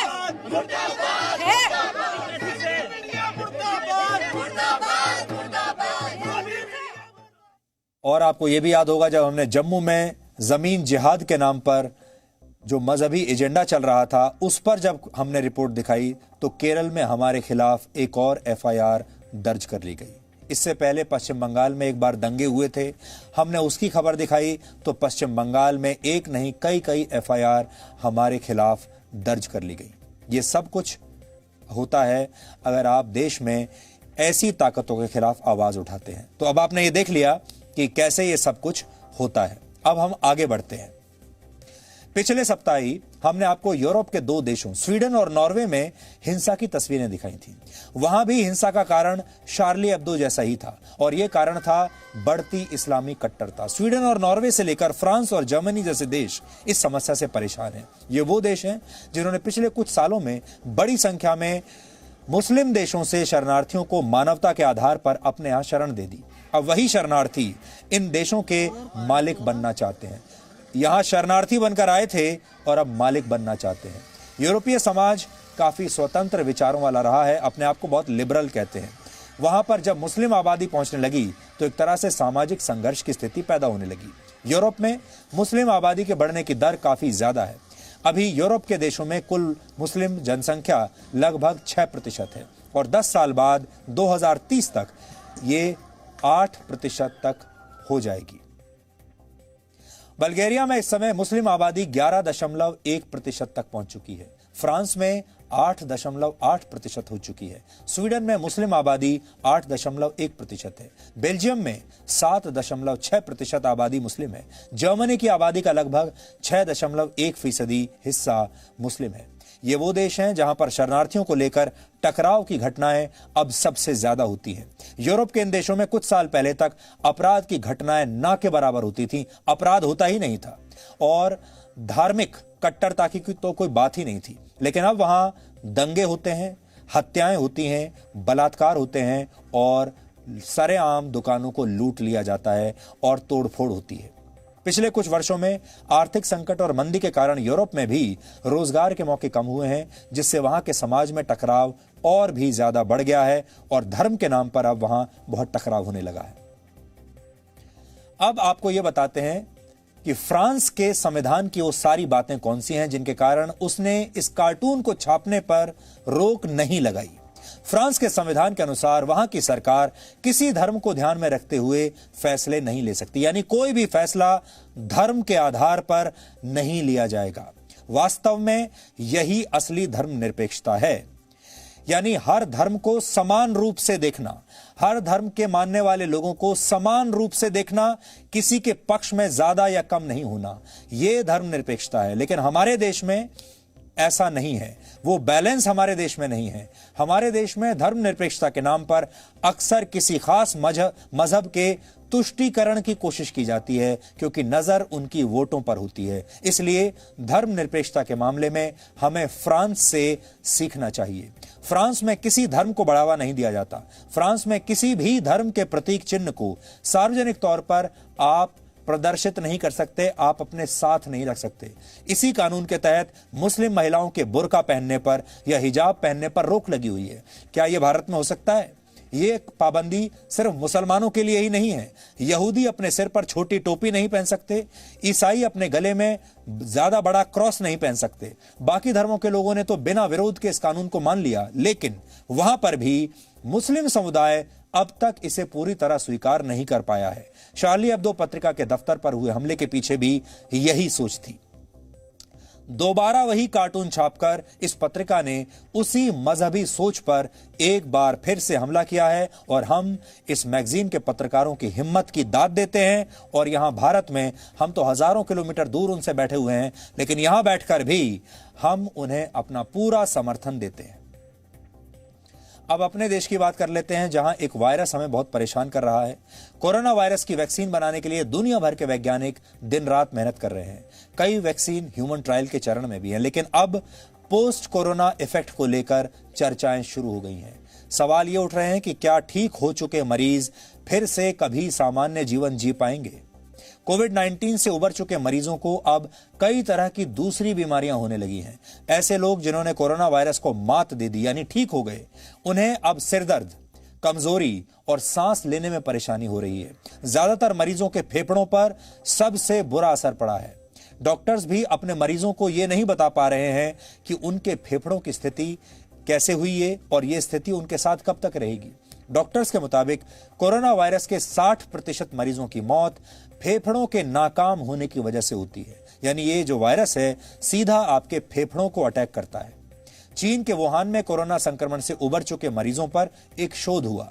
इस रिसर्च से पता चला कि ठीक हो चुके 100 में से 90 लोगों के फेफड़ों में कुछ ना कुछ खराबी आ गई। सामान्य व्यक्ति के मुकाबले कोरोना संक्रमित रह चुके मरीजों के फेफड़े काफी कमजोर मिले। भारत में भी कोरोना वायरस से ठीक हो चुके लोगों के फेफड़े पहले के मुकाबले बहुत कमजोर हो गए हैं। हाल ही में अमेरिका के शिकागो में कोरोना संक्रमित एक 28 वर्ष की महिला का लंग्स ट्रांसप्लांट हुआ। कोरोना वायरस ने उनके दोनों फेफड़ों को पूरी तरह से प्रभावित कर दिया था, बहुत बुरी तरीके से खत्म कर दिया था। डॉक्टरों के पास उनके फेफड़ों को बदलने के अलावा कोई और रास्ता नहीं बचा। यह ऑपरेशन अपनी तरह का पहला ऑपरेशन था जो कोरोना वायरस की वजह से किया गया था। जो तस्वीरें अभी आप देख रहे हैं ये उसी ऑपरेशन की तस्वीरें हैं और जिस महिला का ऑपरेशन किया गया उस महिला के फेफड़ों की तस्वीरें देखकर आप आज डर जाएंगे। आप स्वस्थ और कोरोना संक्रमित मरीजों के फेफड़ों की असली स्थिति को अब समझ पाएंगे और आपके मन में एक नया खौफ आ जाएगा जब आप ये तस्वीरें देखेंगे। देखिए, 2 तस्वीरें आपके सामने हैं। इसमें बाईं ओर जो तस्वीर है वो एक स्वस्थ व्यक्ति के फेफड़े की स्थिति है, जबकि दाईं ओर जो तस्वीर है वो कोरोना से संक्रमित मरीज के फेफड़ों की स्थिति को दिखाती है। इस तस्वीर से आप ये समझ सकते हैं कि कोरोना वायरस आपके फेफड़ों को कैसे नुकसान पहुंचाता है। एक तरफ स्वस्थ व्यक्ति का फेफड़ा है, दूसरी तरफ कोरोना संक्रमित व्यक्ति का। कोरोना वायरस सबसे ज्यादा नुकसान फेफड़ों को ही पहुंचाता है और इस नुकसान की भरपाई में बहुत समय लगता है और यही वजह है कि कोरोना से ठीक हो चुके मरीज सांस लेने में तकलीफ की वजह से वापस अस्पताल पहुंच रहे हैं। हमने आज इसी विषय पर एक रिपोर्ट तैयार की है। देश के हर व्यक्ति को, हर परिवार को इस रिपोर्ट को बहुत ध्यान से देखना चाहिए।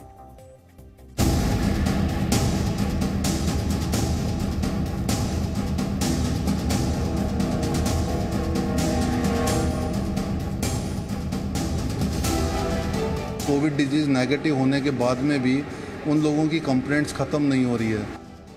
आपके शरीर से कोरोना वायरस खत्म हो सकता है, लेकिन क्या सच में उसका असर कभी आपके शरीर से जा पाएगा? मैं 9 अगस्त को यहाँ से डिस्चार्ज हुआ था, यही एडमिट था। उसके बाद से तब से लेकर आज तक मेरे को बहुत ज़्यादा बॉडी पेन है और बीच बीच में मेरे को बुखार चढ़ जाता है। मुझे सांस की प्रॉब्लम हुई है शुरू से, वो बात तक अभी तक काफ़ी रिकवर करने के बाद में अभी थोड़ी सी बाकी है, जिसका ट्रीटमेंट चल रहा है। हो सकता है कि आप कोरोना वायरस को हरा चुके हों, हो सकता है कि आप पहले से बेहतर महसूस कर रहे हों, लेकिन क्या सच में आप फिट हैं? बीच में सडनली मेरे को एंजाइटी अटैक्स आए, घबराहट हुई, बॉडी में जलन सी हुई, तो उस मैंने इग्नोर किया और मैंने टेस्ट कराया, देन दोबारा मैं नेगेटिव आया। बट उसके बाद फ्रॉम लास्ट 3 डेज़, कुछ 3 दिनों से मेरे को इतनी ज़्यादा बर्निंग सेंसेशन बॉडी में, मेरे को एंजाइटी ऐसी हो रही है, एकदम सडनली अटैक्स आ रहे हैं एंजाइटी के, जैसे कोई मुझे मार रहा है, और मेरे को वॉमिटिंग हो रही है फ्रॉम लास्ट 4 डेज़। मैं जो भी कुछ खा रहा हूँ और मैं उल्टी कर रहा हूँ और मोशन का नामो निशान नहीं है। दुनिया में ऐसे मरीजों की तादाद बढ़ती जा रही है जो कोरोना से ठीक तो हो गए, लेकिन अब उनका शरीर पहले जैसा नहीं रहा। ये 28 साल के सूर्यजीत हैं। कोरोना को 1 महीना पहले ही मात दे चुके हैं। कभी कोई बीमारी नहीं रही, पर कोरोना वायरस के संक्रमण के बाद अब इन्हें सांस लेने में परेशानी होती है।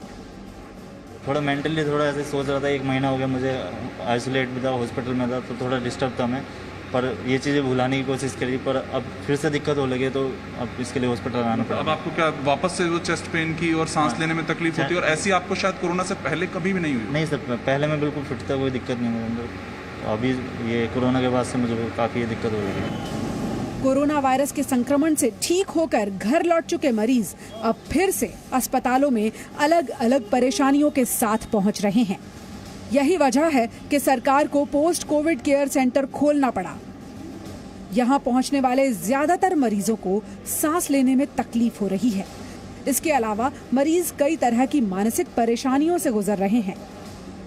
जिस तरीके से हम पेशेंट देख रहे हैं उसमें एक अच्छा सेगमेंट है जिनको कोविड डिजीज़ हुआ है, और कोविड डिजीज़ नेगेटिव होने के बाद में भी उन लोगों की कंप्लेंट्स ख़त्म नहीं हो रही है।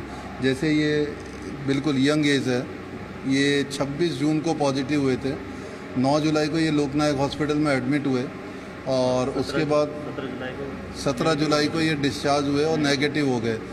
नेगेटिव होने के बावजूद इनको एक तो सर दर्द वो नहीं जा रहा काफ़ी टाइम से, ऊपर से इनका ये पेट में भी दोनों साइड दर्द है, और एक छाती के अंदर जहाँ पे इनको पसीना भी ज़्यादा आने की शिकायत है। तो ये लग रहा है कि ये जो पोस्ट कोविड एक सिक्वेली बन रही है, इसको हमें एड्रेस करना ही पड़ेगा, और इसमें अलग अलग तरीके के प्रॉब्लम्स है। पर्टिकुलरली जो यंग एज में हैं उनको साइकोलॉजिकल प्रॉब्लम्स थोड़े ज़्यादा हैं। आप सबको बहुत सावधान रहने की जरूरत है। पूरा देश अनलॉक हो चुका है। सड़कों पर अब वैसी ही भीड़ दिखती है जैसी पहले होती थी। बाजारों में भी सब कुछ पहले जैसा ही होने लगा है, लेकिन देश के लोगों को अब ये गलतफहमी हो गई है, उन्हें ये लगने लगा है कि अनलॉक होने के साथ साथ ये वायरस भी ये देश छोड़कर जा चुका है। ऐसा नहीं है। कोरोना वायरस इस देश में अपने पांव जमा चुका है, आपके आसपास है। आज भी अगर आप अपने आसपास देखेंगे तो बहुत सारे लोगों को आप बिना मास्क के घूमते हुए देखेंगे। बहुत सारे लोगों को आप देखेंगे कि सोशल डिस्टेंसिंग का पालन नहीं कर रहे, और अब उन्हें ऐसी खुशफहमी हो गई है जैसे इस देश में कोरोना वायरस है ही नहीं। इस बात का एहसास आपको उस दिन होगा जिस दिन आप कोरोना वायरस के शिकार हो जाएंगे। फिर आपको कुछ दिन के बाद शायद ये खुशी होगी कि आपने कोरोना वायरस को हरा दिया है और अब आप बिल्कुल ठीक हैं। लेकिन कुछ महीनों के बाद, कुछ दिनों के बाद, हो सकता है कुछ वर्षों के बाद आपको यह समझ में आएगा कि आप कितने अभाग्यशाली थे कि आपको कोरोना वायरस का संक्रमण हुआ, क्योंकि इस वायरस ने आपके शरीर को अंदर ही अंदर कब खत्म कर दिया आपको पता भी नहीं चलेगा। इसलिए बेहतर यह है कि आप अभी से सावधान रहिए। अनलॉक देश जरूर हुआ है, लेकिन अपनी सावधानियों को अनलॉक मत कीजिए, उसे लॉक करके रखिए। और अब आज का सवाल, आज आपको यह बताना है कि किस देश के आत्मसमर्पण के बाद सेकेंड वर्ल्ड वॉर खत्म हो गया था। आप इस पर रिसर्च कीजिए और ब्रेक के बाद हम आपको इस सवाल का जवाब बताएंगे।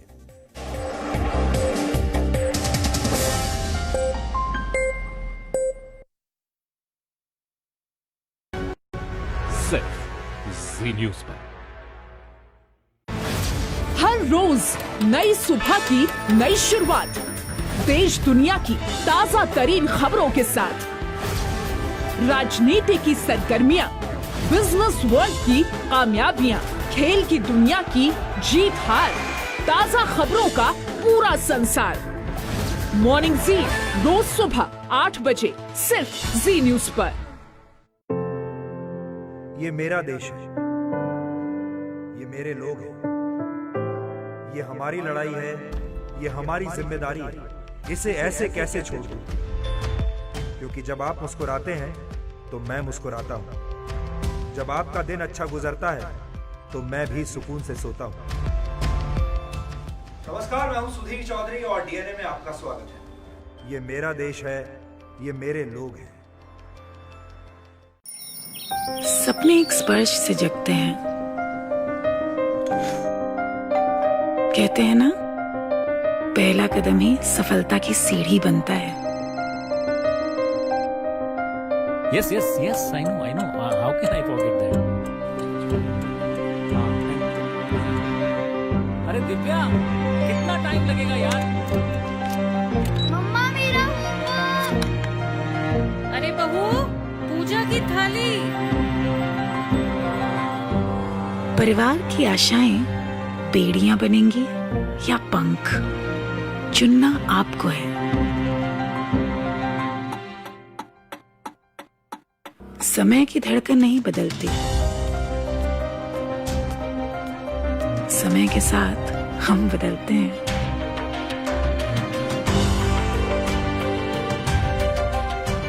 क्योंकि जब अपने संस्कारों के लिए सम्मान हो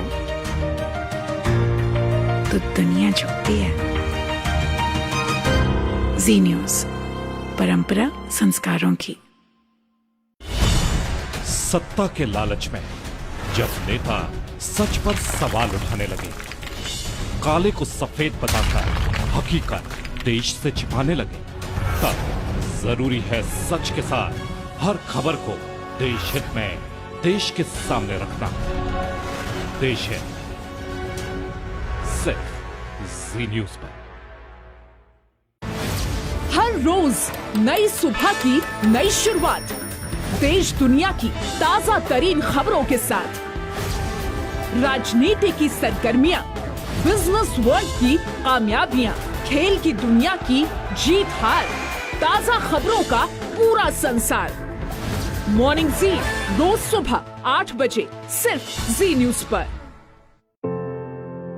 ये मेरा देश है, ये मेरे लोग हैं, ये हमारी लड़ाई है, ये हमारी जिम्मेदारी है, इसे ऐसे कैसे छोड़ दूं? क्योंकि जब आप मुस्कुराते हैं तो मैं मुस्कुराता हूं।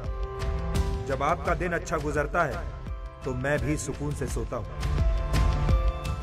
नमस्कार, मैं हूं सुधीर चौधरी और डीएनए में आपका स्वागत है। ये मेरा देश है, ये मेरे लोग हैं। सपने एक स्पर्श से जगते हैं। कहते हैं ना, पहला कदम ही सफलता की सीढ़ी बनता है। Yes, I know. How can I forget that? अरे दिव्या, कितना टाइम लगेगा यार? मम्मा मेरा होमवर्क। अरे बहू, पूजा की थाली। परिवार की आशाएं बेड़ियां बनेंगी या पंख, चुनना आपको है। समय की धड़कन नहीं बदलती, समय के साथ हम बदलते हैं।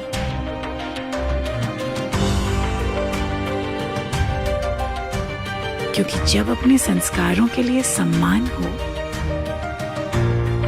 तो दुनिया झुकती है। जी न्यूज़, परंपरा संस्कारों की।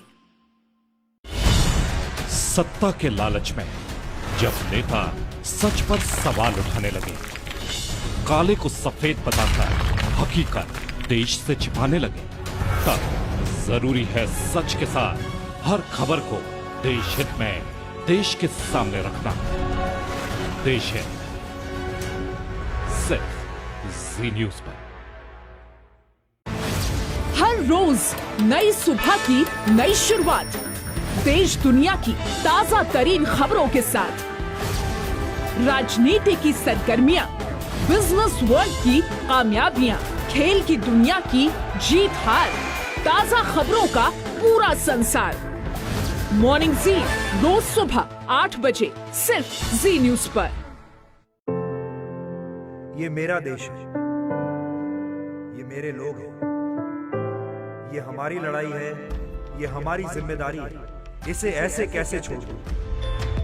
क्योंकि जब आप मुस्कुराते हैं तो मैं मुस्कुराता हूं, जब आपका दिन अच्छा गुजरता है तो मैं भी सुकून से सोता हूं।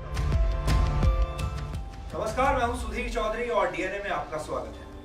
ये मेरा देश है, ये मेरे लोग हैं। सपने एक स्पर्श से जगते हैं। कहते हैं ना, पहला कदम ही सफलता की सीढ़ी बनता है। Yes, I know. How can I forget that? अरे दिव्या, कितना टाइम लगेगा यार? मम्मा मेरा होमवर्क। अरे बहू, पूजा की थाली। परिवार की आशाएं बेड़ियां बनेंगी या पंख, चुनना आपको है। समय की धड़कन नहीं बदलती, समय के साथ हम बदलते हैं।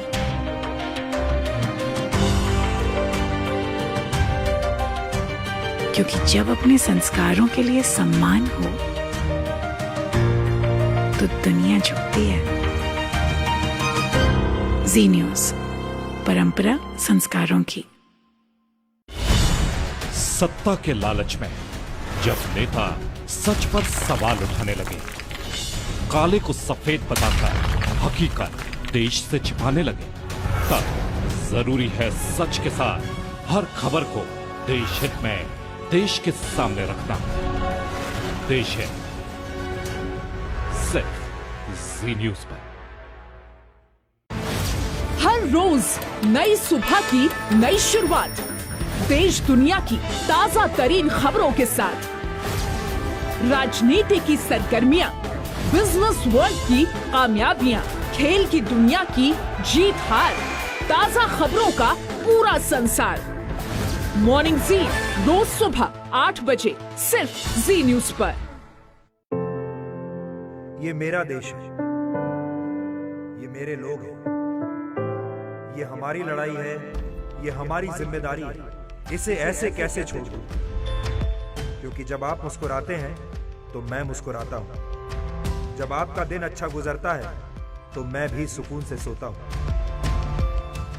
नमस्कार, मैं हूं सुधीर चौधरी और डीएनए में आपका स्वागत है। ये मेरा देश है, ये मेरे लोग हैं। सपने एक स्पर्श से जगते हैं।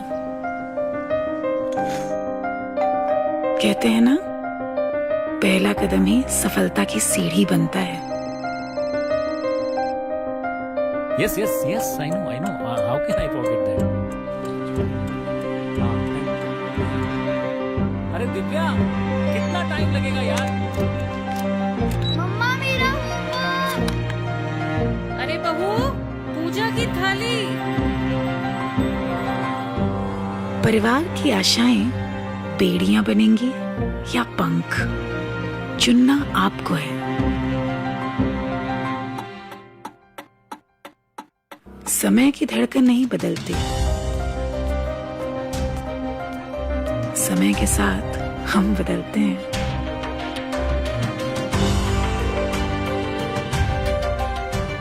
क्योंकि जब अपने संस्कारों के लिए सम्मान हो तो दुनिया झुकती है। जी न्यूज़, परंपरा संस्कारों की। सत्ता के लालच में जब नेता सच पर सवाल उठाने लगे, काले को सफेद बताकर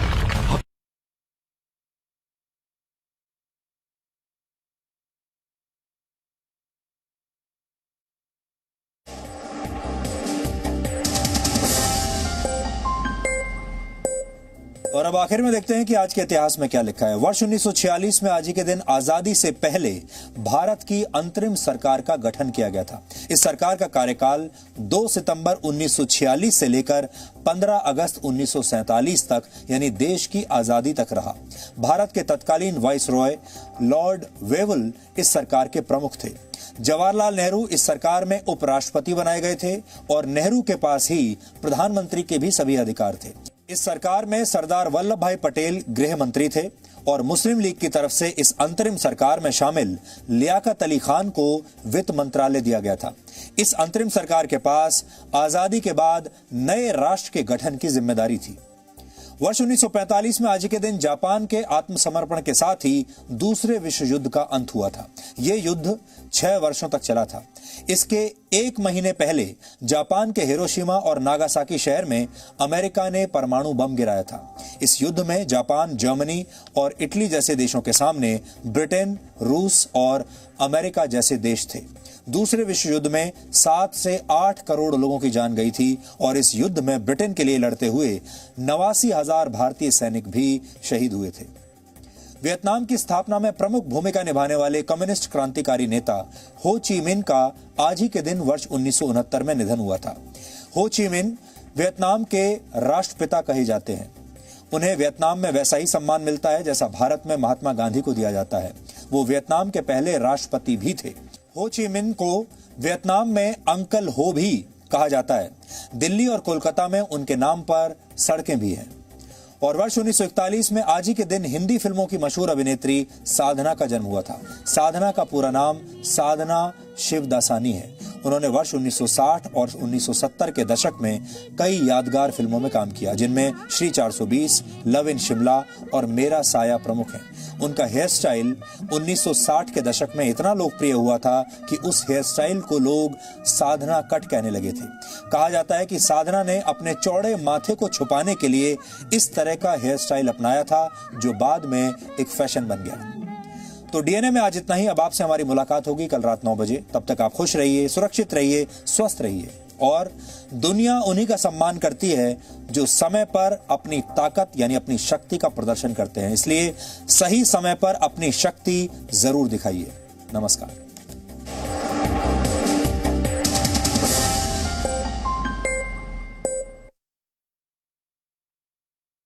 बिजनेस वर्ल्ड की कामयाबियां, खेल की